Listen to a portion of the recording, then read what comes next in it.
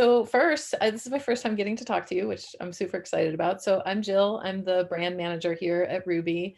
So do you mind please telling us a little bit about yourself and your work? Okay, yeah. So I'm a small business owner, as you said, an attorney here in Texas. I've been practicing on my own for about 9 years. Well, it'll be 10 years this year. I started back in early 2011, and my background is in accounting and finance. So I worked in corporate America and oil and gas accounting finance here in Houston, Austin area, and decided to go to law school, kind of like a midlife crisis thing. And a lot of people go backpacking and jumping out of planes. I just decided to go to law school.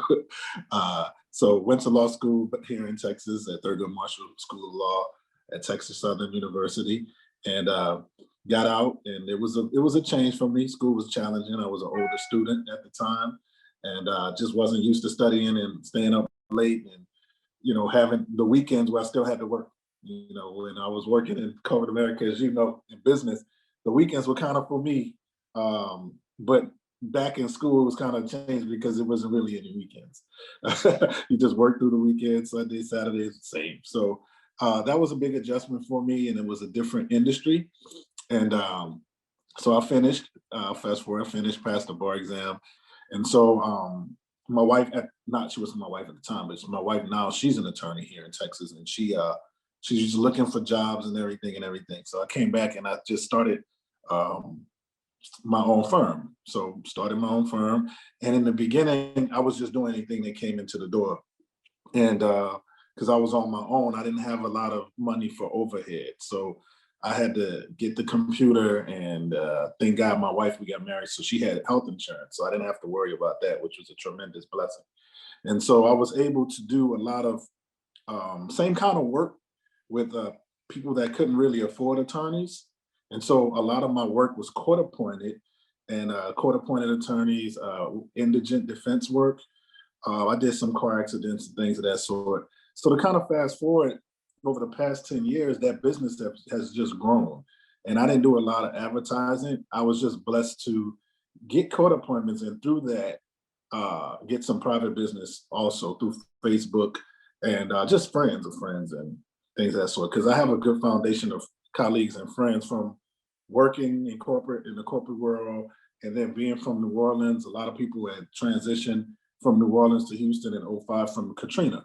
So the thing about New Orleans, and like you were saying earlier about you being from Chicago, New Orleanians like to trust, put their faith in New Orleans, other New Orleanians. So that kind of helped me out being in this big pond in Texas, because everybody that I knew with the Louisiana connection would still come to me and thank God, give me the business. And so I've I've touched every area of the law that's on a solo basis: family law, criminal defense. I had a business client, breach of contract fraud. I've been in federal court, just anything that kind of probate, wills, estate planning, and that goes back to my accounting background. I was able to do that, but just now it's been good. I've been able to hire some other associates. I have another full-time attorney who's working with me now. She came on staff. And so that's where I am. Been pretty successful, I will admit. But to up to the pandemic, I'll stop there and kind of explain to you now where I am. So, first of all, how did COVID change the kind of business you saw coming to you?